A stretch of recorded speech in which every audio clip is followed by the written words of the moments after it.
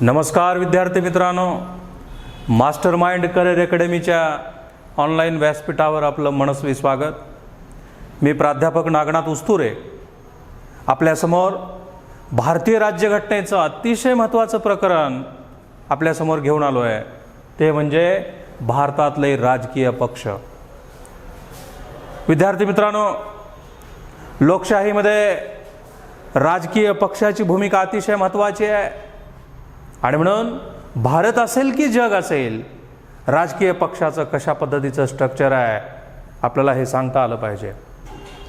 आता या राजकीय पक्षाचा जर आपण इतिहास पाहिला किंवा निवडणुकीचा इतिहास पाहिला तर आपण केंद्र स्तरावर केंद्रीय निवडणूक आयोग बनवला आहे, बहुसदस्यीय निवडणूक आयोग बनवला आहे आणि घटक राज्यासाठी पंचायत राजच्या निवडणुका घेण्यासाठी आपण राज्याचा निवडणूक आयोग बनवला आहे. मग इथं एक गोष्ट लक्षात ठेवायचं की अगदी राष्ट्रपतीची निवडणूक असेल, उपराष्ट्रपतीची निवडणूक असेल, संसदेच्या दोन्ही सभागृहाची निवडणूक असेल, राज्याच्या विधानसभेची विधान परिषदेची निवडणूक असेल, कुठला निवडणूक आयोग घेतो असा जर प्रश्न तुम्हाला विचारला तर केंद्रीय निवडणूक आयोग या निवडणुका घेतो.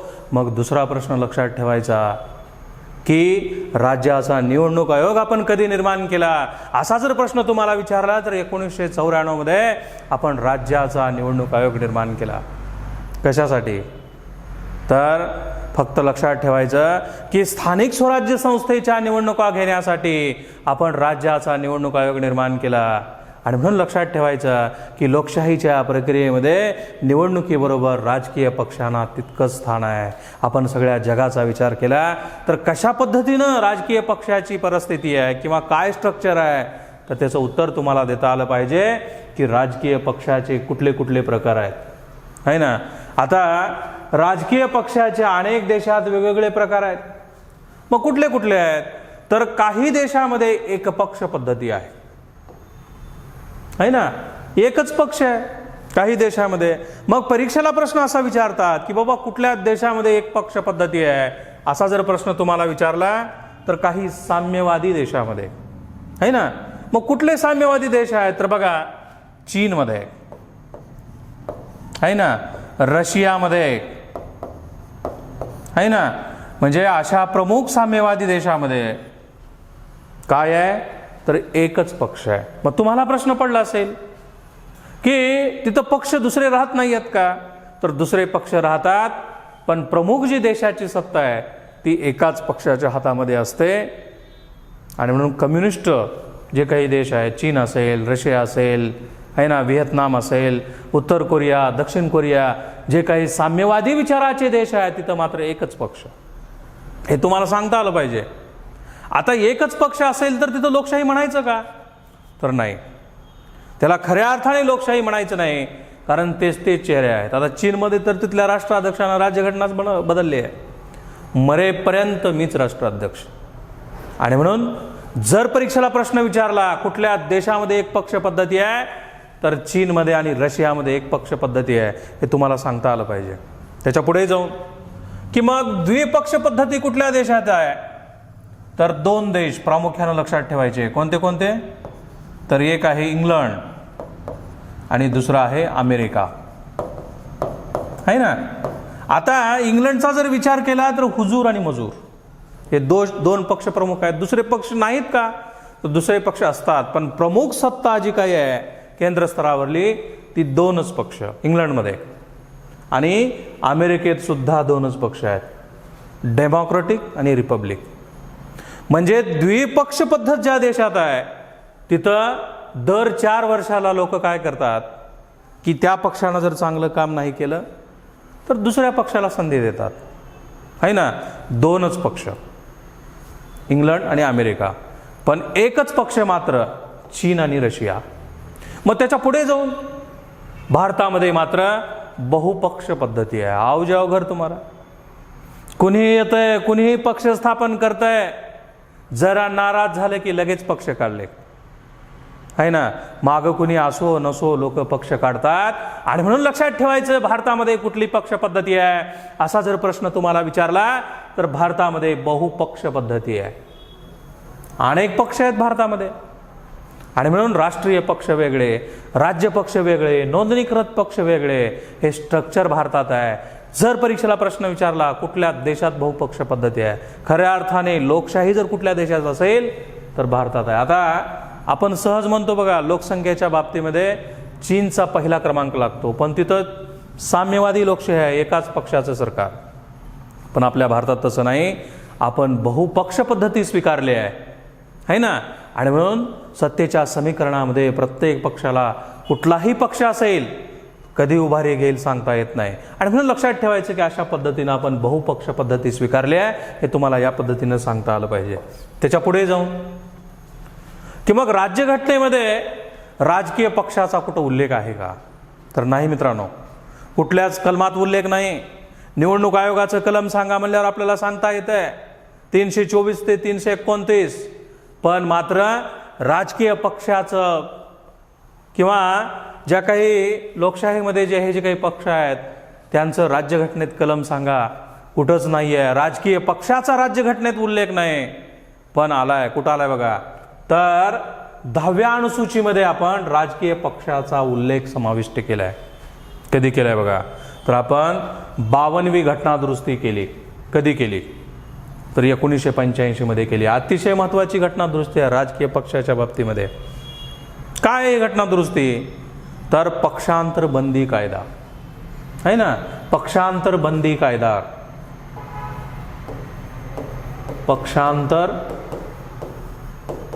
बंदी कायदा. आता हा पक्षांतर बंदी कायदा कधी, तर 52वी घटना दुरुस्ती 1985 नुसार हा पक्षांतर बंदी कायदा अस्तित्वात आला. आता काय हा पक्षांतर बंदी कायदा, जर एखाद्या पक्षामध्ये एखादा उमेदवार निवडून आला आणि एखाद्या चिन्हावर निवडून आलाय आणि त्याला दुसऱ्या पक्षात जायचं आहे, तर त्याचं सदस्यत्व रद्द होणार. कुठल्या कायद्यानं, तर पक्षांतर बंदी कायद्यानं. आणि म्हणून इथं लक्षात ठेवायचं की अतिशय महत्त्वाचा कायदा 52वी घटना दुरुस्ती 1985 मध्ये झाली, आणि 10व्या परिशिष्टामध्ये बघा किती परिशिष्ट आहेत सध्या, किती, तर सध्या 12 परिशिष्टे आहेत, आहे ना. सुरुवातीला मूळ परिशिष्टे 8 होते, पण 10व्या परिशिष्टामध्ये राजकीय पक्षाचा उल्लेख आपण समाविष्ट केला आहे या घटना दुरुस्तीने बरं. आणि अजून एक गोष्ट लक्षात ठेवायचं, काय बघा, की पक्षांतर बंदी कायदा कधी लागू होत नाही, असा जर प्रश्न तुम्हाला विचारला तर एखाद्या पक्षामध्ये 2/3 सदस्य निवडून आलेले जे सदस्य आहेत ना, त्याच्या 2/3 सदस्य जर दुसऱ्या पक्षामध्ये जात असतील फुटून, तर पक्षांतर बंदी कायदा लागू होत नाही. पण 4 लोक, 10 लोक किंवा कमी लोक जर दुसऱ्या पक्षात जात असतील तर मात्र इथं पक्षांतर बंदी कायदा लागू होतो. लोकसभेमध्ये लोकसभेचा अध्यक्ष पक्षांतर बंदी कायद्याखाली त्या सदस्याचं सदस्यत्व सुद्धा रद्द करू शकतो. आणि विधानसभेमध्ये विधानसभेचा अध्यक्ष, तेवढी पावर असते विधानसभेच्या अध्यक्षाला, जर पक्षांतर बंदी कायद्याखाली एखाद्या व्यक्तीनं दुसऱ्या पक्षात प्रवेश केलाय तर त्या सदस्याचं पूर्णपणे सदस्यत्व रद्द करण्याची भूमिका सुद्धा पूर्णपणे विधानसभेच्या सभापतीला आहे. माझा मुद्दा सांगण्याचा एवढाच आहे की अतिशय महत्त्वाचा पक्षांतर बंदी कायदा 52वी घटना दुरुस्ती 1985 मध्ये झाला. कारण लोक काय करायले, सत्तेच्या समीकरणामध्ये ह्या पक्षातून त्या पक्षात, त्या पक्षातून त्या पक्षात निष्ठाच राहिली नाही. मग सगळ्या लोकांनी एकत्रित येऊन विचार केला की आपण हा कायदा केला पाहिजे, आणि म्हणून पक्षांतर बंदी कायदा झाला. आणि राज्यघटनेच्या 10व्या परिशिष्टामध्ये 10व्या अनुसूचीमध्ये राजकीय पक्षाचा उल्लेख राज्यघटनेमध्ये आहे, पण कुठल्याच कलमात तरतूद नाही, हे तुम्हाला सांगता आलं पाहिजे. त्याच्या पुढे जाऊन 1952 मध्ये सार्वत्रिक निवडणुका झाल्या. कशाच्या निवडणुका झाल्या, तर बघा 1952 मध्ये आपली संसद निर्माण झाली आहे ना.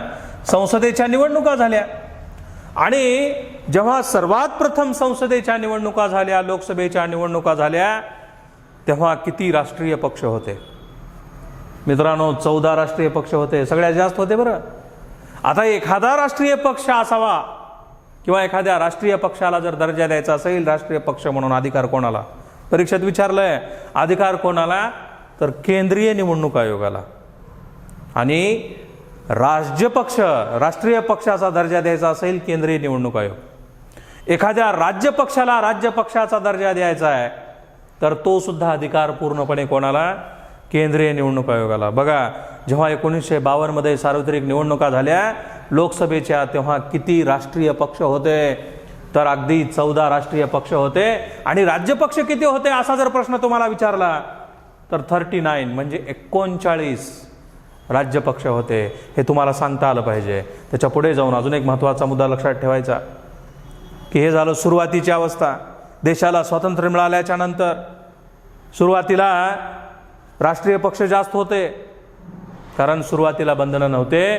पण त्याच्यानंतर आपण सध्याचा जर विचार केला, सध्या किती राष्ट्रीय पक्ष? मुलांनो, स्पर्धा परीक्षेला नेहमी प्रश्न विचारला आहे की सध्या राष्ट्रीय पक्ष किती? असा जर प्रश्न तुम्हाला विचारला तर सध्या 8 राष्ट्रीय पक्ष आहेत. किती आहेत? 8 राष्ट्रीय पक्ष आहेत सध्या. बघा, 14 वरून 8 झाले, कारण एखाद्या पक्षाची कामगिरीवरून तो पक्ष राष्ट्रीय आहे का राज्य पक्ष आहे हे निवडणूक आयोग ठरवत असतो. आणि म्हणून लक्षात ठेवायचं की सध्या 8 राष्ट्रीय पक्ष आहेत. मग दुसरा प्रश्न, सध्या किती राज्य पक्ष आहेत असा जर प्रश्न तुम्हाला विचारला तर सध्या 54 आहेत. बरं, ह्याच्यात सतत आकडेवारीत बदल होतो आहे ना, परंतु सध्या राजकीय पक्ष, राज्य पक्ष किती असा जर प्रश्न विचारला 54, आणि राष्ट्रीय किती म्हणलं की 8. आणि त्याच्या पुढे जाऊन सध्या नोंदणीकृत पक्ष किती आहेत असा जर प्रश्न तुम्हाला विचारला तर 2858 हे नोंदणीकृत पक्ष आहेत. हे तुम्हाला या पद्धतीनं सांगता आलं पाहिजे. आणि म्हणून सध्याचं राजकीय पक्षाचं जे चित्र आहे ते आपण या पद्धतीनं स्पष्ट केलं आहे. त्याच्या पुढे जाऊन अजून एक महत्त्वाचा मुद्दा लक्षात ठेवायचा.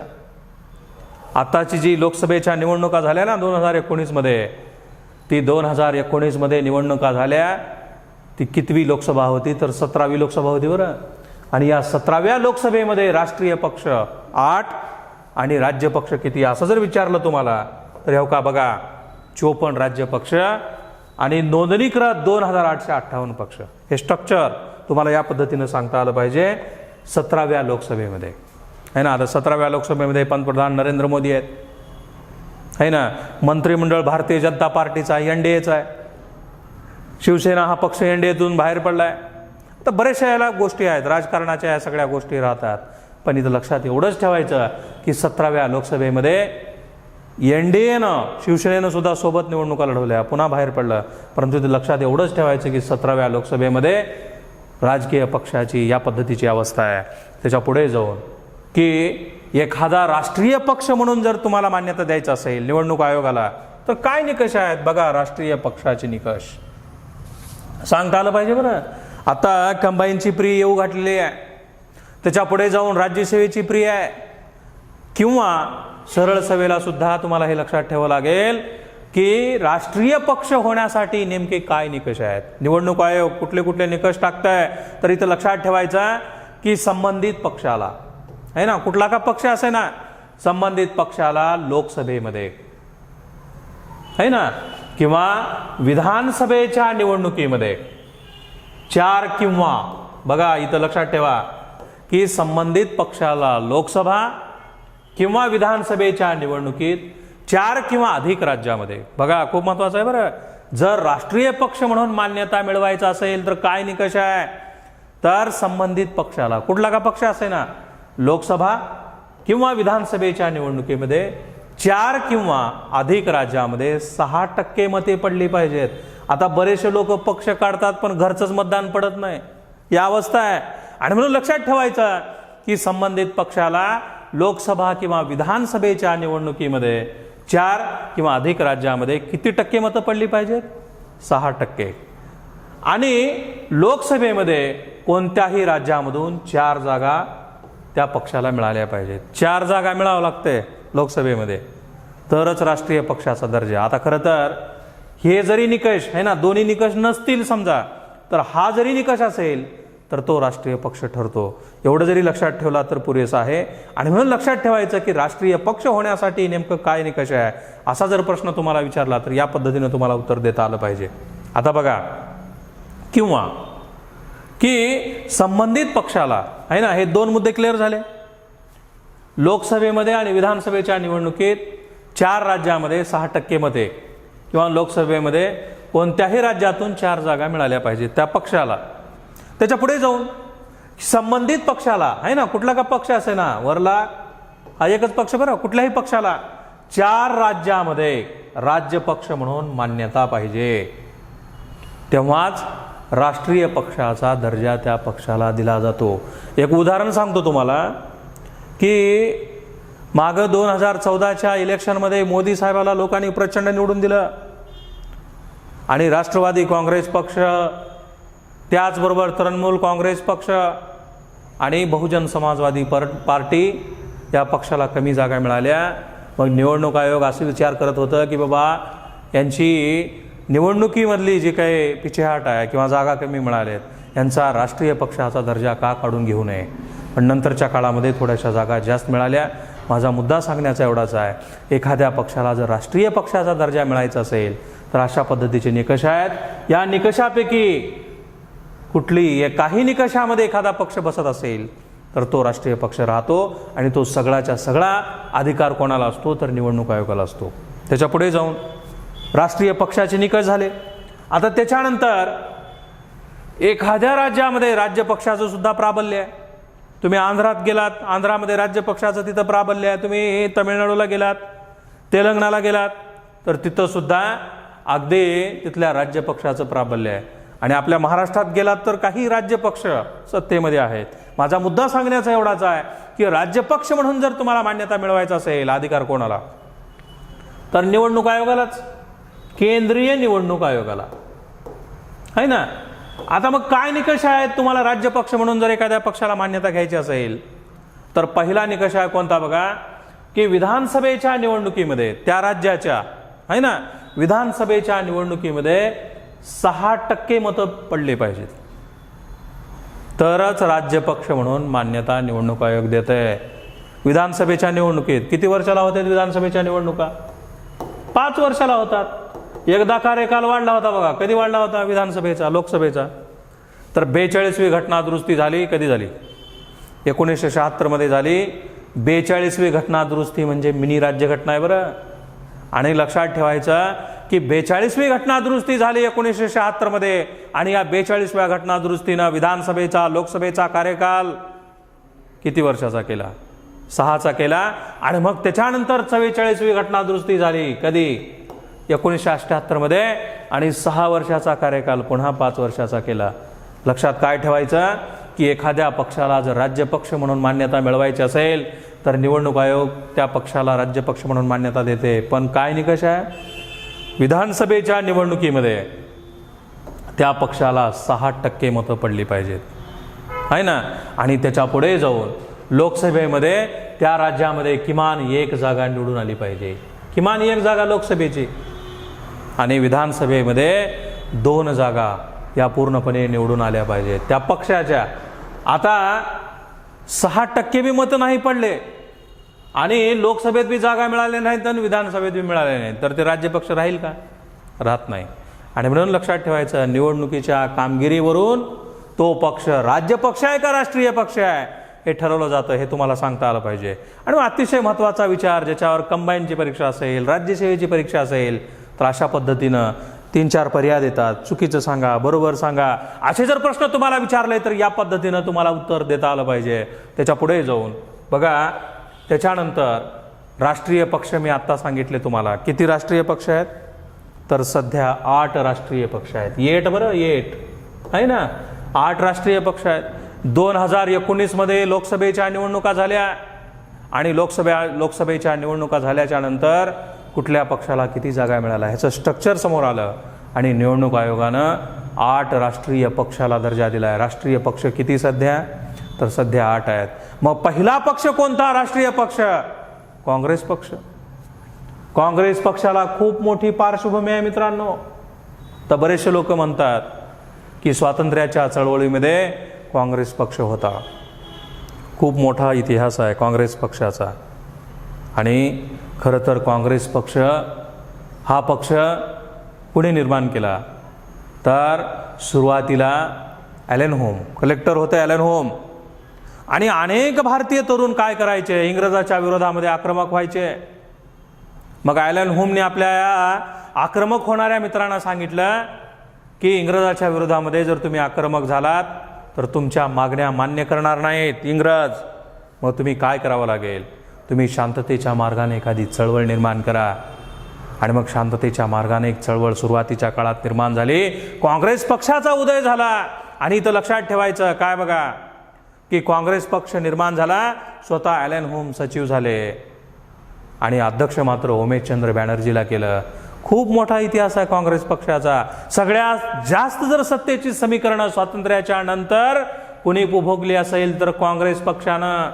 आणि ते एक गोष्ट लक्षात ठेवायचं मित्रांनो, काय बघा की देशाला स्वातंत्र्य मिळालं आणि महात्मा गांधीची अशी धारणा होती. पंडित नेहरूला महात्मा गांधीने सांगितलं की अरे पंडित, काँग्रेस बरखास्त कर. पण पंडित नेहरूने काँग्रेस बरखास्त केली नाहीत, कारण त्यांना माहिती होतं काँग्रेस पक्ष जर बरखास्त झाला तर आपलं काही खरं नाही. आणि म्हणून पिढ्या जगवण्याचं काम पंडित नेहरूनं केलं आहे, मेवगट टीका म्हणून नाही मित्रांनो.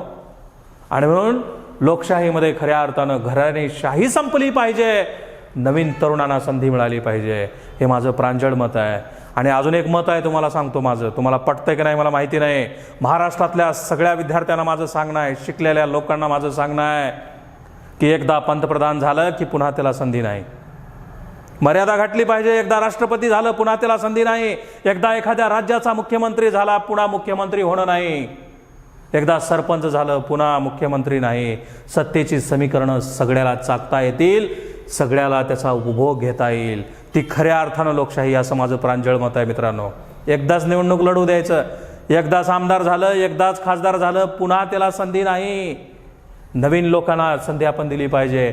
घराणेशाही कुठल्याही पक्षात असेल, नुसतं काँग्रेस पक्षाचं मी म्हणत नाही, कुठल्याही पक्षातली घराणेशाही संपली पाहिजे, हा माझा अतिशय महत्त्वाचा विचार आहे. आणि म्हणून पहिला पक्ष जर कुठला असेल तर काँग्रेस पक्ष आहे. सुरुवातीला महात्मा गांधीची अशी धारणा होती की काँग्रेस पक्ष बरखास्त झाला पाहिजे, पण पंडित नेहरूने काँग्रेस पक्ष बरखास्त केला नाही. आणि घराणेशाही खऱ्या अर्थानं तेव्हापासून सुरू झाली असं म्हणलं तर ते चुकीचं नाही आहे. आपण दोन्ही बाजू पाहायच्या आहे ना. नाण्याला दोन बाजू असतात, एक चांगली बाजू असते आणि एक वाईट बाजू असते. म्हणून लक्षात ठेवायचं की सगळ्यात जास्त सत्तेची समीकरणं जर कुठल्या पक्षाने बघितली असतील तर काँग्रेस पक्षाने बघितले. त्याचा इतिहास पाहत असताना बघा की 1885 ॲलन होम यांनी या काँग्रेस पक्षाची स्थापना केली, मी आता सांगितल्यासारखं. पण स्वतः सचिव झाले आणि उमेशचंद्र बॅनर्जी यांना पहिला अध्यक्ष नेमलं. मग दुसरा प्रश्न की सध्या काँग्रेस पक्षाची धोरा कोणाकडे आहे किंवा सध्या अध्यक्षपद कोणाकडे आहे, तर श्रीमती सोनिया गांधीकडे आहे. इटलीच्या आहेत सोनिया गांधी. राजीव गांधीसोबत लग्न केलं आणि राजीव गांधीच्या हत्येच्या नंतर काही काळ सोनिया गांधी सत्तेच्या समीकरणात नव्हत्या आहे ना. आणि त्याच्यानंतर मात्र काँग्रेस पक्षाचं अध्यक्षपद श्रीमती सोनिया गांधीला मिळालं. आणि त्याच्या पुढे जाऊन आता काल परवाच त्यांनी राहुल गांधीला अध्यक्ष केलं. पण राहुल गांधींनी 2014चं इलेक्शन, 2019चं इलेक्शन, काँग्रेस पक्षाची पिछेहाट झाली. स्वतःहून त्या पदाचा त्याग केला पुन्हा सोनिया गांधी. एका सूत्रात सगळ्या पक्षाला बांधण्याचं काम केलं आहे. नरेंद्र मोदी सरकारने काँग्रेस पक्ष संपवण्याची भूमिका बोलून दाखवली आहे. पण विद्यार्थी मित्रांनो, काँग्रेस पक्षाचा खूप मोठा इतिहास आहे, खूप मोठी चळवळ आहे. कुठलीच चळवळ, कुठलाच इतिहास किंवा कुठलाच विचार कधी संपत नाही. पुन्हा उभारीसुद्धा काँग्रेस पक्ष घेणार आहे. पण त्याचं नेतृत्व मात्र चांगल्या माणसाच्या हातामध्ये जर दिलं. आता मी उगाच टीका करत नाही, राहुल गांधींचं नेतृत्व चांगलं नाही, परंतु सत्ताधारी पक्ष आणि विरोधी पक्ष ह्याच्यामध्ये जर तुम्ही फरक पाहिला तर थोडीशी आक्रमकता या पक्षामध्ये येणं अपेक्षित आहे. सोनिया गांधी अध्यक्ष होत्या, 10 वर्ष मनमोहन सिंगाला पंतप्रधान केलं. सत्तेची खरी समीकरणं सोनिया गांधीकडे होते, पण त्याच्यानंतर राहुल गांधीला ते साध्य झालं नाही. परंतु सोनिया गांधींनी मात्र आता अध्यक्षपद स्वीकारलंय. गांधी घराणं सोडून अध्यक्षपद दुसऱ्याला मिळालं पाहिजे ही लोकांची धारणा आहे. तरुणांना संधी दिली पाहिजे. अनेक तरुण दुसऱ्या पक्षात जात आहेत. का जात आहेत ह्याचं सुद्धा विचारमंथन या काँग्रेस पक्षानं केलं पाहिजे. आणि म्हणून लक्षात ठेवायचं की अशा पद्धतीनं सध्या सोनिया गांधी या काँग्रेस पक्षाची धुरा त्यांच्याकडे आहे. सुरुवातीला आत्ता काल परवापर्यंत की राहुल गांधी होते, पण राहुल गांधी मात्र आता नाही आहेत. त्यांनी स्वतःहून राजीनामा दिला आणि प्रभारी अध्यक्ष आहेत. आता येणाऱ्या काळामध्ये काँग्रेस पक्षाचा अध्यक्ष बदलेल, गांधी घराणे सोडून होईल का कोण होईल ह्याच्यात आपण पडायचं नाही, पण सध्या मात्र सोनिया गांधी आहेत.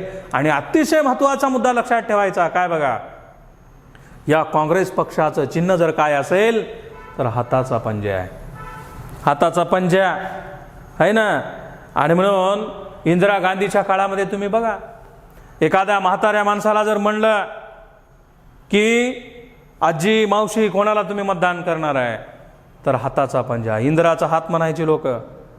परंतु आता मात्र या आधुनिक जगामध्ये, आधुनिक युगामध्ये, 20व्या शतकामध्ये, 21व्या शतकामध्ये कुणाला मतदान कर सांगायची गरज नाही मित्रांनो.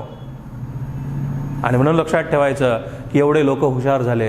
आणि म्हणून अशा पद्धतीनं पहिला राष्ट्रीय पक्ष जर कुठला असेल तर काँग्रेस पक्ष आहे. आणि हाताचा पंजा हे चिन्ह आहे ना, हे तुम्हाला सांगता आलं पाहिजे. त्याच्या पुढे जाऊन अजून एक महत्त्वाचा मुद्दा लक्षात ठेवायचा की सुरुवातीला जेव्हा काँग्रेस पक्ष निर्माण झाला तेव्हा 72 प्रतिनिधी उपस्थित होते. मुंबईमध्ये गोकुलदास तेजपाल संस्कृत कॉलेजमध्ये किंवा सभागृहामध्ये या पक्षाची स्थापना 1885 मध्ये झाली. आणि या काँग्रेस पक्षाचं मुख्यालय जर कुठं असेल तर दिल्लीमध्ये 24 अकबर रोड नवी दिल्ली येतं कार्यालय. ह्याच्यावर सुद्धा प्रश्न आहे परीक्षेला, तुम्हाला सांगतो मुख्यालय कुठं आहे. आणि अतिशय महत्त्वाचा मुद्दा लेटेस्ट लक्षात ठेवायचा की सध्या काँग्रेस पक्षाची पिछेहाट झाली आहे 2019च्या निवडणुकीमध्ये. तरीसुद्धा किती जागा मिळाल्या लोकसभेमध्ये असा जर प्रश्न विचारला तर 53 जागा मिळाल्या. सगळ्यात जास्त भारतीय जनता पार्टीला मिळाल्या. आणि अजून एक गोष्ट लक्षात ठेवायचं मित्रांनो की लोकसभेचं विरोधी पक्ष नेतेपदसुद्धा या 53 जागा मिळूनसुद्धा मिळालं नाही मित्रांनो. का बरं? कारण लोकसभेच्या संख्येच्या 10% मते पडणाऱ्या पक्षाला विरोधी पक्ष नेतेपद मिळतंय, पण तेवढ्या जागासुद्धा काँग्रेस पक्षाला मिळाल्या नाही. 53 मिळाल्या, पण 10% मताच्या एवढ्या जागा नाही मिळाल्या. आणि विरोधी पक्षनेतेपद सध्या लोकसभेमध्ये रिक्त आहे. आणि म्हणून लक्षात ठेवायचं की लोकसभेमध्ये 53 जागा आहेत आणि राज्यसभेमध्ये किती जागा आहेत असा जर प्रश्न तुम्हाला विचारला तर सध्या 34 जागा आहेत. इथं मात्र विरोधी पक्षनेते आहेत. मल्लिकार्जुन खरगे सध्या काँग्रेस पक्षाचे राज्यसभेचे विरोधी पक्षनेते आहेत, हे तुम्हाला सांगता आलं पाहिजे. आता खरं तर सुरुवातीला या पक्षाचं चिन्ह गाय आणि वासरू होतं आणि त्याच्यानंतर मात्र आपण हाताचा पंजा स्वीकारला आहे. महाराष्ट्रामध्ये महाविकास आघाडीचं सरकार आहे विद्यार्थी मित्रांनो. आणि विधानसभेमध्ये नंबर 3चा पक्ष म्हणून विधानसभेमध्ये काँग्रेस पक्षाला 43 जागा मिळाल्या आहे ना. हा अतिशय महत्त्वाचा राष्ट्रीय पक्ष आहे. अनेक राज्यामध्ये काँग्रेस पक्ष पुन्हा उभारी घेतोय आणि राष्ट्रीय स्तरावर सुद्धा उभारी घेतोय. पण मी आत्ता सांगितल्यासारखं एखादं कणखर नेतृत्व समोर आलं पाहिजे, त्याच्याशिवाय या पक्षाला खऱ्या अर्थानं वैभव नाही आहे. आणि मग लक्षात ठेवायचं की इतके दिवस काँग्रेस पक्ष सत्तेमध्ये होता, लोक कंटाळले होते, मानसिकता बदलली होती. त्याच्यामुळं नरेंद्र मोदी साहेबाला 2 वेळेस पंतप्रधान केलं. आता येणारा काळ नंतरच्या काळात काय ठरवेल हे लोकच जाणो. आणि म्हणून लक्षात ठेवायचं की अशा पद्धतीनं हा अतिशय महत्त्वाचा पक्ष म्हणजे काँग्रेस पक्ष तुम्हाला या पद्धतीनं एकंदरीत सांगता आला पाहिजे. बघा, पहिला राष्ट्रीय पक्ष आपण काँग्रेस पक्ष पूर्णपणे संपवला. आता त्याच्यानंतरचा राष्ट्रीय पक्ष कोणता असा जर प्रश्न तुम्हाला विचारला तर भारतीय जनता पार्टी आहे ना. त्याला काय म्हणायचं तर BJP आहे ना, BJP भारतीय जनता पार्टी ह्याला म्हणायचं. आता इथे एक गोष्ट लक्षात ठेवायचं काय बघा की नंबर 2 क्रमांकाचा पक्ष आहे राष्ट्रीय पक्ष, आता सत्तेमध्ये नंबर 1च आहे. गल्लीपासून दिल्लीपर्यंत भारतीय जनता पार्टीची सत्ता आहे. पण काही राज्यामध्ये आता उलटफेर होतोय, त्याच्याबद्दल विषय नाही. तुम्ही तेलंगणामध्ये, तुम्ही आंध्रामध्ये, तुम्ही केरळमध्ये, तुम्ही तृणमूल काँग्रेस पक्ष जो बंगालमध्ये आहे, इथं मात्र या पक्षाला थोडीशी पिछेहाट या पक्षाची झालेली आहे. पण हा पक्ष अनेक राज्यामध्ये होता हे आपल्याला सांगावं लागेल. महाराष्ट्रामध्ये सुद्धा या पक्षाला थोडंसं सत्तेच्या समीकरणामध्ये महाविकास आघाडी सरकारनं या पक्षाला बाजूला ठेवलं आहे. पण राष्ट्रीय पक्ष म्हणून या पक्षाला मान्यता आहे. सत्तेची समीकरणं आत्ता हा पक्ष चाकतोय असं म्हणलं तर ते चुकीचं नाही. राष्ट्रपतीपासनं गल्लीपर्यंत हा पक्ष खूप मोठ्या प्रमाणात विस्तारला जातोय. भारतीय जनता पार्टी सुरुवातीच्या काळामध्ये खूप कष्टातून काही लोकांनी उभा केली आहे. भारतीय जनता पार्टी याची स्थापना जर कधी झाली असेल तर 1980 मध्ये आहे ना. 1980 मध्ये भारतीय जनसंघाची स्थापना कोणी केली तर जनसंघाची स्थापना 1951 मध्ये श्यामाप्रसाद मुखर्जीनं केली. आणि श्यामाप्रसाद मुखर्जींनी जनसंघाची स्थापना केली. आणि जनसंघामध्ये म्हणजे जनसंघामधूनच हा पक्ष उदयाला आला. 1980 मध्ये अटल बिहारी वाजपेयी आहे ना आणि लालकृष्ण अडवाणी या दोघांनी मिळून हा पक्ष छोटं रोपटं लावलं, त्याचा वटवृक्ष झाला. असं म्हणलं तर ते चुकीचं नाही. सध्याच्या काळामध्ये नरेंद्र मोदी सरकारने हा वटवृक्ष केलेला आहे. अटल बिहारीच्या काळामध्ये सुद्धा हा वटवृक्ष विस्तारलेला होता, पण तेवढा नव्हता. पण नरेंद्र मोदी सरकारच्या काळामध्ये हा वटवृक्ष खूप मोठ्या प्रमाणात विस्तारला आणि गल्लीपासून दिल्लीपर्यंत सत्तेची समीकरणं हा पक्ष उपभोगतोय असं म्हणलं तर ते चुकीचं नाही आहे. सुरुवातीला अध्यक्ष होते कोण? अटल बिहारी. आणि आत्ता जर आपण विचार केला किंवा या भारतीय जनता पार्टीचं मुख्यालय सध्या कुठं आहे असा जर प्रश्न तुम्हाला विचारला तर नवी दिल्ली 11 अशोक रोड इथं मात्र या पक्षाचं मुख्यालय आहे. आणि या पक्षाचं चिन्ह जर काय असेल? कमळाचं फूल. अटल बिहारी नेहमी म्हणायचे है ना, कीचड हटेगा. कमळाचं फूल चिखलात येतंय तुम्हाला सांगतो. कीचड हटेगा और कमल खिलेगा. आत्ता खेळलंय 2014-2019च्या इलेक्शनमध्ये. आणि म्हणून लक्षात ठेवायचं, काय लक्षात ठेवायचं की या पक्षाचं चिन्ह जर काय असेल तर कमळाचं फुल आहे. आणि अजून एक गोष्ट लक्षात ठेवायचं की सध्या या कमळाच्या फुलाचे जे काही या पक्षाचे जे काही अध्यक्ष आहेत ते JP नड्डा साहेब आहेत. आहे ना, प्रसन्न असणारा चेहरा, हसतमुख असणारा चेहरा. JP नड्डा साहेब, खूप मोठं वैभव. आता आपल्या महाराष्ट्राचे नितीन गडकरी सुद्धा अध्यक्ष होते. ज्या गोष्टी चांगल्या आहेत मित्रांनो, आता मी कुठल्या राजकीय पक्षाचा नाही, परंतु ज्या गोष्टी चांगल्या आहेत त्या पण चांगल्याच म्हणायचं. अनेक हायवे गडकरी साहेबांनी उभे केले. आम्हाला अभिमान आहे, आम्ही महाराष्ट्रातले लोक आहोत. गडकरी साहेबांनी गल्लीपासून दिल्लीपर्यंत रस्त्याचं जाळं निर्माण केलं. आणि एखाद्या हायवेवरून जेव्हा आम्ही प्रवास करतो तेव्हा आम्ही अमेरिकेत आहो का, इंग्लंडमध्ये आहो का, जपानमध्ये आहो का, इटलीमध्ये आहो का, हे आम्हाला जाणवतं आहे. गडकरी साहेबांचं काम खूप मोठं आहे आणि म्हणून आम्हाला अभिमान आहे. आणि म्हणून लक्षात ठेवायचं, गडकरी साहेबाच्या काळामध्ये सुद्धा हा पक्ष विस्तारला. पण नंतरच्या काळामध्ये नरेंद्र मोदी सरकार असेल, राजनाथ सिंग असतील, आहे ना, की अमित शहा असतील, यांनी या पक्षाचं खूप मोठं नेतृत्व उभा केलं आहे. आणि सध्या या पक्षाचे JP नड्डा हे कोण आहेत तर सध्या अध्यक्ष आहेत. हे तुम्हाला सांगता आलं पाहिजे. आणि या पक्षाला लोकसभेत किती जागा मिळाल्या असा जर प्रश्न तुम्हाला विचारला तर 303 जागा मिळाल्या. आता अगोदर आपण काँग्रेस पक्ष पाहिला बघा, तो महाराष्ट्रात सुद्धा आहे. महाराष्ट्र काँग्रेस कमिटीचे अध्यक्ष कोण तर नानाभाऊ पटोले आहेत. नाना पटोले आहेत. आणि म्हणून लक्षात ठेवायचं, इथं सुद्धा भारतीय जनता पार्टी राष्ट्रीय पक्ष आहे, त्यांचे राष्ट्रीय अध्यक्ष JP नड्डा आहेत. पण महाराष्ट्रामध्ये सुद्धा हा पक्ष आहे आणि त्याचे अध्यक्ष कोण आहेत असा जर प्रश्न तुम्हाला विचारला तर कोण आहेत तर पाटील साहेब आहेत. आता इथे एक गोष्ट लक्षात ठेवायचं, काय बघा, चंद्रकांत दादा पाटील आहेत. काय लक्षात ठेवायचं की या पक्षाला लोकसभेत किती जागा मिळाल्या? 303 जागा मिळाल्या. NDAनं म्हणजे आघाडी करून या निवडणुकीला सामोरं गेलं. 2019 मध्ये 303 जागा या पक्षाला मिळाल्या. कितीपैकी आहे ना, तर लोकसभेच्या सध्या किती जागा आहेत तर 543 जागा आहेत. बरं, 543 पैकी 303 जागा एकट्या भारतीय जनता पार्टीला मिळाल्या. आणि राज्यसभेमध्ये किती जागा आहेत राज्यसभेत तर सध्या 245 जागा आहेत. पण 12 सदस्य नामनिर्देशित आहेत. आहे ना, किती झाले तर 233 जागेपैकी किती जागा भारतीय जनता पार्टीला आहेत तर 97 जागा आहेत. बरं, 97 जागा भारतीय जनता पार्टीला आहेत. आणि म्हणून लक्षात ठेवायचं, आता महाराष्ट्राचा जर आपण विचार केला, चंद्रकांत दादा पाटील या पक्षाचे अध्यक्ष आहेत. पण 106 जागा विधानसभेमध्ये मिळून सुद्धा या पक्षाचा मुख्यमंत्री नाही झाला. इथं एक गोष्ट लक्षात ठेवायचं मित्रांनो, अटल बिहारीचा काळ जर तुम्ही पाहिला, किंवा भारतीय जनता पार्टीचा इतिहास जर तुम्ही काढला तर महाराष्ट्रामध्ये शिवसेनेला सत्ता त्यांनी सोडलेली आहे ना. राज्यस्तरावर कुठंच त्यांनी मन घातलं नाही. अटल बिहारीच्या काळात तुम्ही बघा, महाराष्ट्रात एवढे मातब्बगार लोक होते भारतीय जनता पार्टीमध्ये. गोपीनाथ मुंडेंनी पक्ष वाढवला, प्रमोद महाजनांनी पक्ष वाढवला, पण आमच्या पक्षाचा मुख्यमंत्री व्हावा हे कधीच म्हटलं नाही. इथं मात्र महाराष्ट्रामध्ये मोठा भाऊ शिवसेनेलाच म्हणलं आणि मुख्यमंत्री मनोहर जोशी झाले, नारायण राणे झाले, छगन भुजबळांना सुद्धा मोठं शिवसेनेनंच केलंय.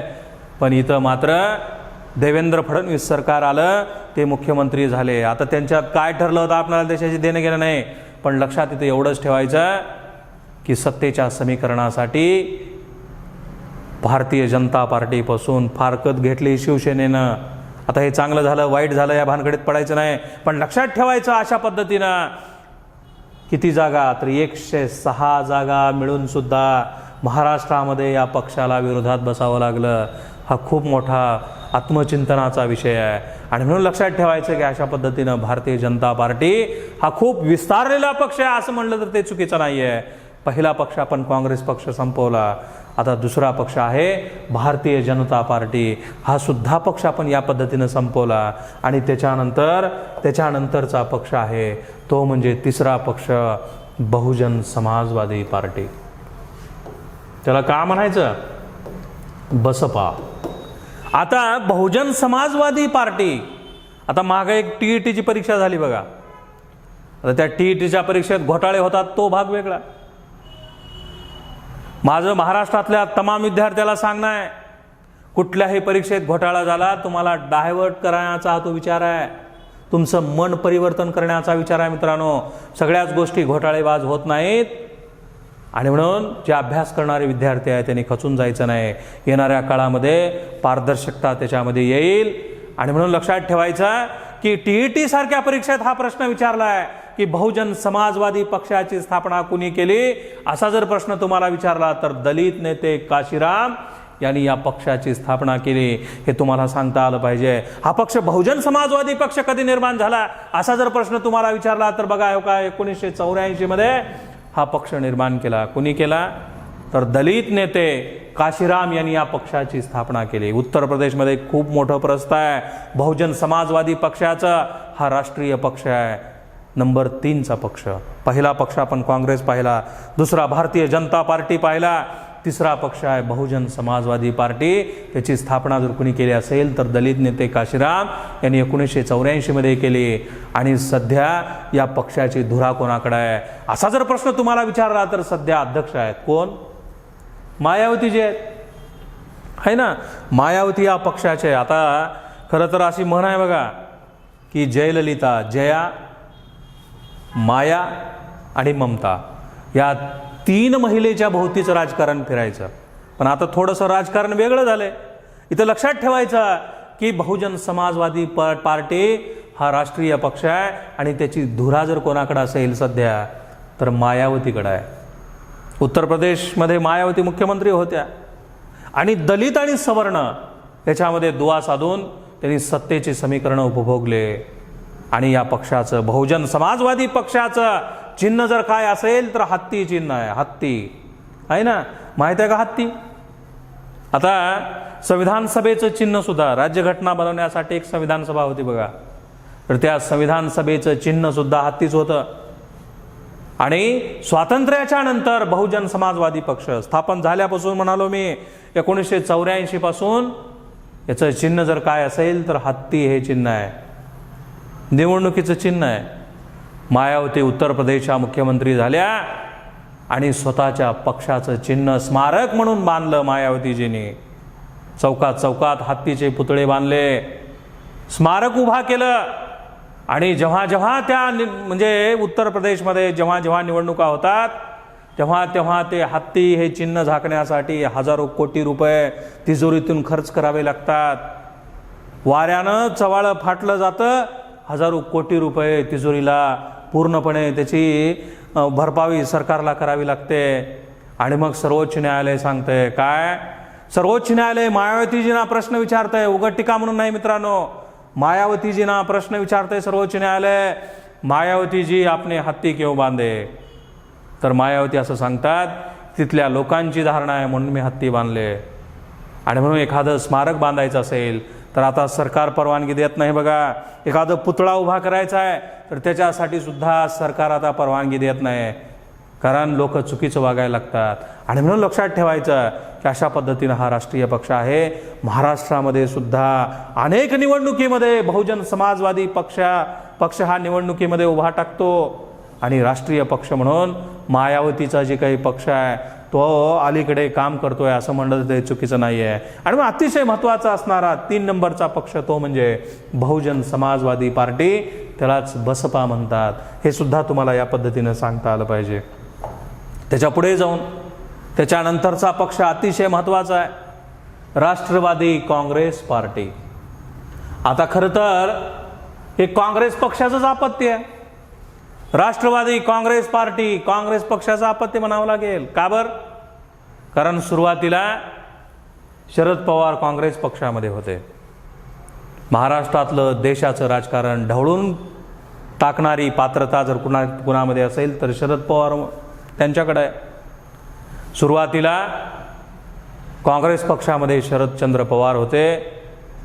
आणि बघा की सोनिया गांधी पंतप्रधानाच्या उमेदवार होतात का असा प्रश्न त्यांच्या मनात निर्माण झाला. आणि काय बघा, इटलीचे आहेत, दुसऱ्या देशाचे आहेत, आणि त्या जर पंतप्रधान झाल्या तर आपलं अस्तित्व राहणार नाही असं शरद पवारांना वाटलं. तारिक अनवर, PA संगमा आणि शरद पवार सोनिया गांधीचा विदेशी मुद्दा समोर केला, पण स्वतः सोनिया गांधी पंतप्रधान झाल्या नाहीत. मनमोहन सिंगाला खुर्चीवर बसवलं. 27 डॉक्टरेट पदव्या असणारा मनमोहन सिंगासारखा माणूस बसवला, मवाळ माणूस बसवला, अर्थतज्ञ बसवला. आणि सत्तेचे पडद्यामागून हालचाली करण्याची भूमिका सोनिया गांधीची होती. शरद पवारला ते रुचलं नाही आणि शरद पवार नाराज झाले. तारिक अनवर, PA संगमा आणि शरद पवार या तिघांनी मिळून एका अतिशय महत्त्वाच्या पक्षाची स्थापना केली. त्या पक्षाचं नाव आहे राष्ट्रवादी काँग्रेस पार्टी, NCP त्याला म्हणायचं. आणि म्हणून लक्षात ठेवायचं, या पक्षाची स्थापना जर कधी झाली असेल असा जर प्रश्न तुम्हाला विचारला तर हे का 10 जून 1999 मध्ये विदेशी मुद्दा समोर करून या पक्षाची स्थापना झाली. आणि या पक्षाचे अध्यक्ष सध्या कोण आहेत? राष्ट्रीय पक्ष हा आहे ना. आणि सध्या याचे अध्यक्ष कोण आहेत? तर सध्या शरद पवार, शरदचंद्र पवार हे सध्या या पक्षाचे अध्यक्ष आहेत. शरद पवाराकडे महाराष्ट्र सगळा पाहतोय, आशेनं पाहतोय. महाविकास आघाडी सरकार त्यांनी बनवलंय. आणि खरे सूत्रधार जर कोण असतील महाविकास आघाडी बनवण्यामध्ये तर शरदचंद्र पवार आहेत. आता अलीकडे राजकारणामध्ये 3री आघाडी येऊ घालतीये. ममता बॅनर्जी शरद पवारांची भेट घेत आहेत. देशातल्या कानाकोपऱ्यातल्या राजकीय पक्षाचे लोक शरद पवारांची भेट घेत आहेत, पंतप्रधान म्हणून पाहतायत. पण शरदचंद्र पवार पंतप्रधान होतात का नाही हा येणारा काळ ठरवेल. पण लक्षात इथं एवढंच ठेवायचं की हा राष्ट्रवादी काँग्रेस पक्ष त्याची धुरा शरद पवार साहेबाकडे आहे. आणि अजून एक गोष्ट लक्षात ठेवायचं की या पक्षाचं चिन्ह जर काय असेल तर घड्याळ आहे. का घड्याळ माहीत आहे का? घड्याळ आहे. आणि इथं एक गोष्ट लक्षात ठेवायचं की या पक्षाचं चिन्ह घड्याळ आहे. मग मागे एका परीक्षेला प्रश्न विचारला होता, राष्ट्रवादी काँग्रेस पक्षाचं चिन्ह घड्याळ आहे, त्या घड्याळात किती वाजलेत असं विचारलं होतं. तर हो का 10 वाजून 10 मिनिट झालेत आहे ना. 10 वाजून 10 मिनिट झालेत. अशा पद्धतीनं हे चिन्ह तुम्हाला सांगता आलं पाहिजे. सध्या लोकसभेमध्ये या पक्षाला 5 जागा आहेत आहे ना. 5 जागा आहेत तुम्हाला सांगतो. सुप्रिया सुळे प्रतिनिधित्व करताय बारामतीमधून. अमोल कोल्हे हे सुद्धा या पक्षाचे खासदार आहेत. अनेक लोक. पण लक्षात ठेवायचं की 2019च्या निवडणुकीमध्ये या पक्षाला फक्त 5 जागा मिळाल्या. आणि राज्यसभेमध्ये या पक्षाला 4 जागा आहेत. हे सुद्धा तुम्हाला सांगता आलं पाहिजे. आणि अजून एक गोष्ट लक्षात ठेवायचं की महाराष्ट्रामध्ये हा राष्ट्रवादी काँग्रेस पक्ष आहे, महाराष्ट्राच्या सत्तेमध्ये आहे. आणि महाराष्ट्रामध्ये किती जागा मिळाल्या तर 53 जागा विधानसभेत मिळाल्या बरं या पक्षाला. किती? 53 जागा. आहे ना, 2 नंबरचा पक्ष आहे हा. शिवसेनेला ज्या जागा मिळाल्या, पण राष्ट्रवादी काँग्रेस पक्षाला 53 जागा मिळाल्या. उपमुख्यमंत्री यांचा आहे आणि मंत्रिमंडळामध्ये अनेक खाते राष्ट्रवादी काँग्रेस पक्षाला आहेत, हे सुद्धा तुम्हाला सांगता आलं पाहिजे. आणि राष्ट्रवादी काँग्रेस पक्ष महाराष्ट्रामध्ये आहे, मग महाराष्ट्रातला अध्यक्ष कोण आहे असा जर प्रश्न विचारला तर जयंत पाटील हे राष्ट्रवादी काँग्रेस पक्षाचे महाराष्ट्राचे अध्यक्ष आहेत, हे तुम्हाला सांगता आलं पाहिजे. राष्ट्रवादी काँग्रेस पार्टी महाराष्ट्रामध्ये त्याचं प्राबल्य आहे आणि देशाच्या राजकारणामध्ये सुद्धा प्राबल्य आहे. तिसरी आघाडी पुढे येते आहे, याचं नेतृत्व शरद पवारांनी करावं अशी अनेक लोकांची मागणी आहे. आणि म्हणून लक्षात ठेवायचं की अशा पद्धतीनं हा राष्ट्रवादी काँग्रेस पार्टी तुम्हाला सांगता आलं पाहिजे. त्याच्या पुढे जाऊन 5 नंबर म्हणा, राष्ट्रीय पक्ष बघलेलो आपण, 4 पक्ष झाले, त्याच्यानंतर 5वा पक्ष आहे ते म्हणजे तृणमूल काँग्रेस पक्ष. काँग्रेस पक्षाचं अपत्य आहे आणि हा पक्ष कधी स्थापन झाला असा जर प्रश्न तुम्हाला विचारला तर हो का 1998 मध्ये या पक्षाची स्थापना झाली आहे. कोणी केली? ममता बॅनर्जीनं केली आहे ना. या पक्षाची स्थापना ममता दिदीनं केली. या पक्षाचं चिन्ह जर काय असेल तर लिलीचं फूल आहे ना, आणि खाली गवत आहे का, हे लिलीचं फूल आणि गवत. माहित आहे का लिलीचं फूल आहे ना, आपल्याकडं नाही आहे, पण लिलीचं फूल या पक्षाचं चिन्ह आहे. खाली गवत आहे बघा, गवत आणि लिलीचं फूल. आणि 2019 मध्ये राष्ट्रीय पक्ष आहे बरं. 2019च्या निवडणुकीमध्ये या पक्षाला लोकसभेत किती जागा मिळाल्या तर मित्रांनो 22 जागा मिळाल्या आणि राज्यसभेमध्ये 13 जागा मिळाल्या. आता मी प्रश्न विचारणार की राज्यसभेचे सदस्य कसे निवडले जातात, तर प्रत्येक राज्याच्या विधानसभेचे निवडून आलेले सदस्य राज्यसभेच्या सदस्याला निवडून देतात. आपल्या महाराष्ट्रामध्ये राज्यसभेचे सदस्य किती निवडले जातात? 19 आणि लोकसभेचे 48. सगळ्यात जास्त उत्तर प्रदेशमधले लोकसभेला सर्व 80 जागा तिथं आहेत आणि राज्यसभेमध्ये उत्तर प्रदेशमध्ये 31 जागा आहेत. पण इथं लक्षात ठेवायचं की तृणमूल काँग्रेस हा पक्ष कुठं आहे तर बंगालमध्ये आहे. मोदीच्या लाटेमध्ये सुद्धा या पक्षाचं नेतृत्व मायावतीनं केलंय आणि मोदीच्या लाटेमध्ये सुद्धा या पक्षाला लोकसभेमध्ये 22 जागा मिळाल्या आणि विधानसभेमध्ये तिथल्या पक्षाचं पारडं जड आहे. तिथल्या मुख्यमंत्री बंगालच्या ममता दिदी आहेत आणि राज्यसभेमध्ये मात्र 13 जागा पूर्णपणे या पक्षाला आहेत. तृणमूल काँग्रेस पक्ष अतिशय महत्त्वाचा आहे, राष्ट्रीय पक्ष आहे आणि विधानसभेमध्ये हरवण्यासाठी ममता दिदीला साम दाम दंडाचा वापर केला भारतीय जनता पार्टीनं. पण भारतीय जनता पार्टीला या पक्षाला हरवता आलं नाही. जागा जरी भारतीय जनता पार्टीच्या वाढल्या असल्या तरी सुद्धा प्रत्येक राज्य पक्षाचं प्राबल्य राहतंय हे आपणाला मान्य करावं लागेल. आणि म्हणून 5 नंबरचा तृणमूल काँग्रेस पार्टी हा पक्ष अतिशय महत्त्वाचा आहे. त्याच्या पुढे जाऊन अतिशय महत्त्वाचा पक्ष तो म्हणजे CPI. 6 नंबरचा पक्ष, 8 राष्ट्रीय पक्ष बघायचे आहेत आपल्याला. Communist party of India CPI. या पक्षाची स्थापना जर कुणी केली असेल तर 1925 मध्ये M.N. रॉय साम्यवादी विचाराचे अग्रदूत होते आणि यांनी या पक्षाची स्थापना केली. म्हणजे स्वातंत्र्याच्या अगोदर हा पक्ष होता कम्युनिस्ट पार्टी ऑफ इंडिया. सध्या या पक्षाचे महासचिव कोण आहेत तर D. राजा आहेत. का हे D. राजा आहे ना, महासचिव आहेत. आणि अजून एक गोष्ट लक्षात ठेवायचं, या पक्षाचं चिन्ह जर काय आहे असा जर प्रश्न तुम्हाला विचारला तर विळा आणि हातोडा. का हे विळा आणि हातोडा आहे ना, हे थोडंसं हे झालंय, हातोडा आहे बरं, हे विळा आणि हातोडा हे या पक्षाचं चिन्ह आहे. हे सुद्धा तुम्हाला सांगता आलं पाहिजे. आणि या पक्षाचं प्राबल्य कुठं कुठं आहे असा जर प्रश्न तुम्हाला विचारला तर अनेक राज्यामध्ये निवडणुकीला सामोरं जातो हा पक्ष. आंध्र प्रदेश, केरळमध्ये, तामिळनाडूमध्ये, केरळमध्ये या पक्षाचं जास्तीचं प्राबल्य आहे. बंगालमध्ये, पंजाबमध्ये, मणिपूरमध्ये, झारखंडमध्ये, ओडिसामध्ये या पक्षाचं प्राबल्य आहे. असं म्हणणं तर ते चुकीचं नाही आहे. साम्यवादी विचाराचा हा पक्ष आहे आणि या पक्षाला लोकसभेत किती जागा मिळाल्या तर 2 जागा मिळाल्या मित्रांनो. आणि राज्यसभेमध्ये फक्त 1 जागा आहे.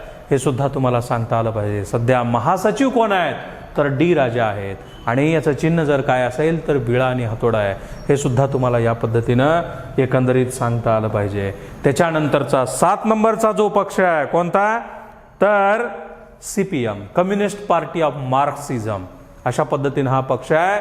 या पक्षाची स्थापना कधी झाली असा जर प्रश्न विचारला तर 1964 मध्ये या पक्षाची स्थापना झाली. कधी? 1964 मध्ये कम्युनिस्ट पार्टी ऑफ इंडियामध्ये फूट पडली आणि हा पक्ष निर्माण झाला, कम्युनिस्ट पार्टी ऑफ मार्क्सिझम, आहे ना. 1964 मध्ये या पक्षाची स्थापना झाली, राष्ट्रीय पक्ष हा. आणि इथं एक गोष्ट लक्षात ठेवायचं, या पक्षाचं चिन्ह जर काय असेल तर विळा, हातोडा आणि तारा. हो का?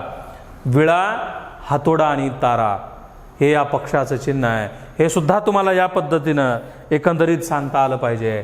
आणि कुठं कुठं या पक्षाचं प्राबल्य आहे. केरळमध्ये खऱ्या अर्थाने हा पक्ष सत्तेत आहे. आता सुरुवातीला जेव्हा हा पक्ष स्थापन झाला, कम्युनिस्ट पार्टी ऑफ मार्क्सिझम, तर MS डांगे यांनी या पक्षाची स्थापना केली. कुणी सुरुवातीला? तर MS डांगे. आणि त्याच्यानंतर ज्योती बसू वगैरे, नमुंद्रीपाल या लोकांनी सत्तेची समीकरणं चाकली आहेत. माझा मुद्दा सांगण्याचा एवढाच आहे, कम्युनिस्ट पार्टी ऑफ मार्क्सिझम हा पक्ष 1964 मध्ये स्थापन झाला आहे. या पक्षाचं चिन्ह विळा, हातोडा आणि तारा आहे. आणि सध्या याचे महासचिव कोण आहेत? तर सीताराम येचुरी साहेब आहेत. हो का? हे आहे ना. आणि अनेक राज्यामध्ये हा पक्ष आहे. केरळमध्ये आहे, बंगालमध्ये निवडणुका लढवला आहे, अनेक जागा थोड्याफार प्रमाणात मिळाल्या, त्रिपुरामध्ये, तामिळनाडूमध्ये. आणि अतिशय महत्त्वाचा मुद्दा लक्षात ठेवायचा की 2019च्या निवडणुकीमध्ये या CPM या पक्षाला किती जागा मिळाल्या मुलांनो? तर 3 जागा मिळाल्या आणि राज्यसभेमध्ये 6 मिळाल्या. कारण केरळमध्ये सत्तेमध्ये हा पक्ष आहे. तिथल्या विधानसभेनं राज्यसभेचे सदस्य पाठवले. माझा मुद्दा सांगण्याचा एवढाच आहे की अशा पद्धतीनं हा अतिशय महत्त्वाचा असणारा पक्ष म्हणजे कम्युनिस्ट पार्टी ऑफ मार्क्सिझम तुम्हाला या पद्धतीनं सांगता आलं पाहिजे. त्याच्या पुढे जाऊन त्याच्यानंतरचा 8वा राष्ट्रीय पक्ष आहे. कोणता? तर नॅशनल पीपल्स पार्टी, आहे ना. NPP. काय म्हणायचं याला? NPP. आता मी सुरुवातीला सांगितलं तुम्हाला, तारिक अनवर, PA संगमा आणि शरद पवार या तिघांनी मिळून राष्ट्रवादी काँग्रेस पक्षाची स्थापना केली. आणि एकटे शरद पवार राहिले राष्ट्रवादी काँग्रेस पार्टीमध्ये. तारिक अनवर बाजूला झाले, PA संगमा सुद्धा बाजूला झाले. सुरुवातीला या तिघांनी मिळून राष्ट्रवादी काँग्रेस पक्षाची स्थापना केली, पण 2 जण बाजूला झाले. शरद पवार राष्ट्रवादी काँग्रेस पार्टीमध्ये एकटे राहिले आणि PA संगमानी नॅशनल पीपल्स पार्टी हा नवीन पक्ष स्थापन केला.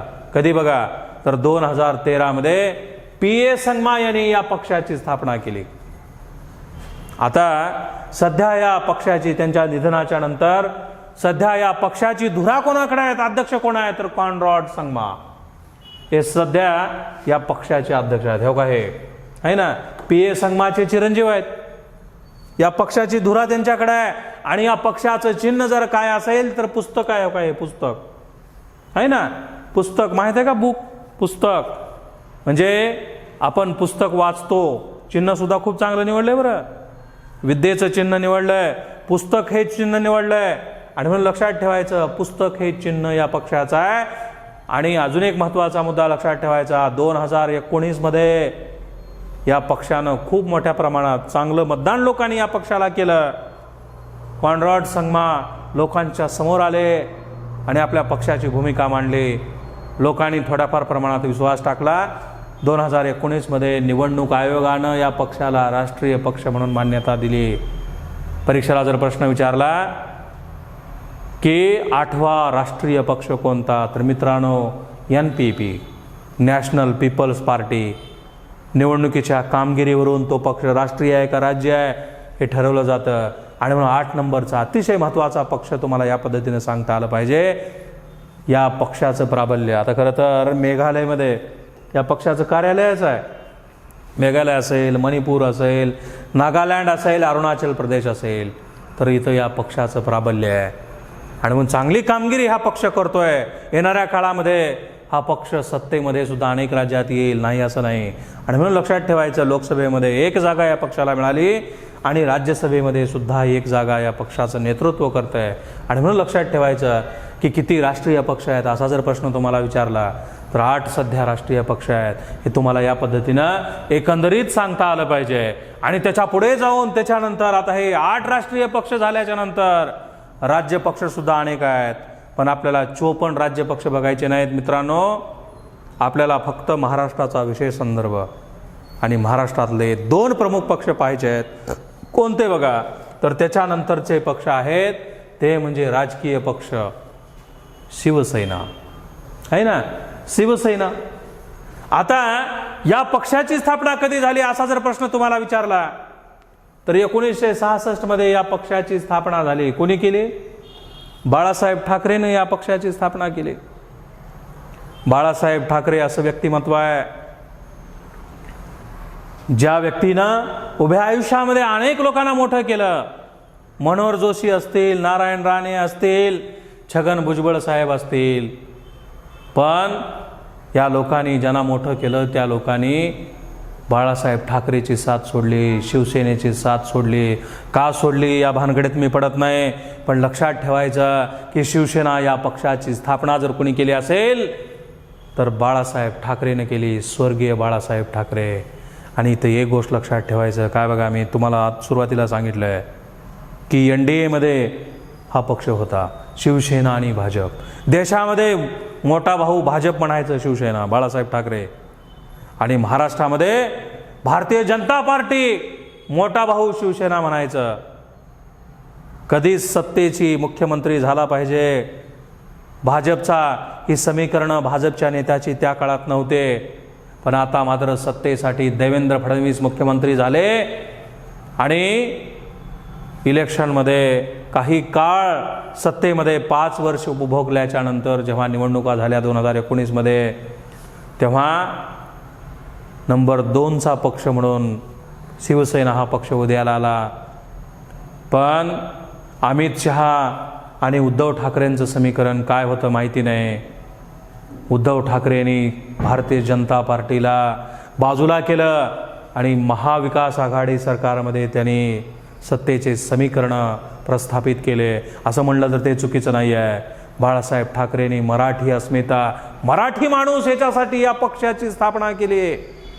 मुंबईमध्ये महानगरपालिकेमध्ये शिवसेनेची सत्ता आहे सुरुवातीपासून मित्रांनो. एक वेळेस शिवसेना सगळी सत्ता सोडेल पण मुंबईची सत्ता सोडणार नाही. का? कारण मुंबईमध्ये सुरुवातीपासून सर्वात मोठी आशिया खंडातली महानगरपालिका मुंबईची आहे. इंग्रजाच्या काळामध्ये ही महानगरपालिका 1888 मध्ये निर्माण झालेली आहे आणि आशिया खंडातली सर्वात मोठी लोकसंख्येच्या दृष्टीने महानगरपालिका आहे. 227 सदस्य या महानगरपालिकेचे आहेत. जसं एखादा आमदार निवडावा तसं तिथला एक नगरसेवक निवडला जातो. नगरसेवक या शब्दाचे जनक जर कोण असतील तर स्वर्गीय बाळासाहेब ठाकरे आहेत. आणि महापौर या शब्दाचे जनक स्वर्गीय सावरकर आहेत, स्वातंत्र्यवीर सावरकर आहेत. आणि म्हणून लक्षात ठेवायचं की मराठी माणूस, मराठी अस्मिता म्हणून स्वर्गीय बाळासाहेब ठाकरेंनी या पक्षाची स्थापना केली. त्यांचं निधन झालं आणि सध्या या शिवसेना या पक्षाचे कार्याध्यक्ष कोण आहेत? तर उद्धव ठाकरे आहेत, है ना. आणि या पक्षाला NDA मध्ये सहभाग होता हा पक्ष. 2019च्या निवडणुकीमध्ये लोकसभेमध्ये या पक्षाला मोदी लाटेमध्ये 18 जागा मिळाल्या. सोबतच होते मोदी साहेबाच्या, पण आता मात्र बाजूला झाले. 18 खासदार शिवसेनेचे महाराष्ट्रामध्ये निवडून आलेले आहेत आणि राज्यसभेवर 3 जागा किंवा 3 सदस्य सध्या नेतृत्व करतायत. हे सुद्धा तुम्हाला सांगता आलं पाहिजे. आणि महाराष्ट्राच्या विधानसभेच्या निवडणुकीमध्ये, आता हा राष्ट्रीय पक्ष नाही बरं, राज्य पक्ष आहे. महाराष्ट्राच्या विधानसभेमध्ये सर्वात जास्त जागा भारतीय जनता पार्टीला मिळाल्या. नंबर 2चा पक्ष शिवसेना होता. शिवसेना, राष्ट्रवादी काँग्रेस आणि काँग्रेस या तिघांनी मिळून गठबंधन केलं. महाविकास आघाडी सरकार निर्माण केलं. कुणाच्या ध्यानीनामनी तरीसुद्धा उद्धव ठाकरे साहेब मुख्यमंत्री केले. खरं सूत्रधार जर कोण असेल तर शरद पवार आहेत. आणि शरद पवार आणि हे महाविकास आघाडी सरकारची मोठ बांधली आहे. पण तुम्ही ठाकरे घराण्याचा जर इतिहास काढला तर ठाकरे घराण्याने कधीच निवडणूक लढवली नाही.